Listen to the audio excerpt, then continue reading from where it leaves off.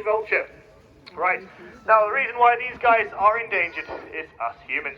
We've got things like poisons and pesticides. We have got electrical pylons, electrical wires, and we also have something called the Musi market, or traditional medicine.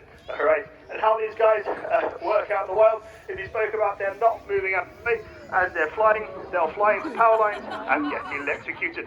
Okay, also in certain cultures around the world it is seen that vultures will give you superhuman abilities. Now, if you were to take the eyes out of Kevin today and use it in your food, it is meant to give you the ability to see into the future. Okay, not going to work, right? Another one is if you crash his bones down and use it as well, it'll give you the ability to heal certain types of ailments, right? Also doesn't really work. But these guys are good at one thing, and that is helping us clean up the environment. So vultures have got quite strong stomach acid, and this stomach acid is so strong that they're actually able to digest things like anthrax, E. coli, botulism, and even cholera. Okay, so that helps us clean up the environment. Also, a lot of people think that vultures are dirty and disgusting creatures.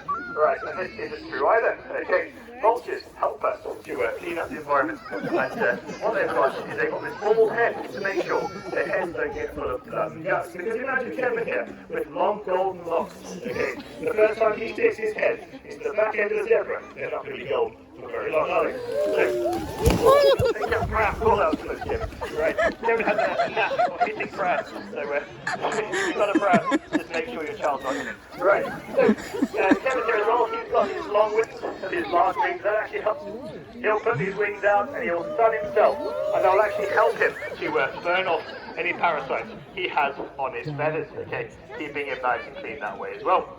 And we spoke about him having, oh, you're going to fall off. We spoke about the really strong stomach acid. This strong stomach acid allows him to actually pass some of that into his urine, and he'll actually burn any parasites off of him with his strong urine as well. So he's actually very, very clean out there in the wild.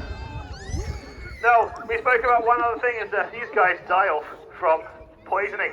Okay, now they don't get poisoned outright. These guys die from secondary poisoning. And how they die from secondary poisoning is that much larger animals, things like your lion and your rhino and your elephant, get poached.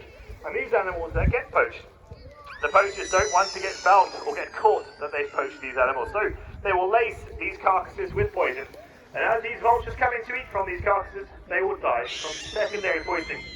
Right, meaning that they obviously die in large numbers, because a large number of vultures will go down and eat from a carcass at once.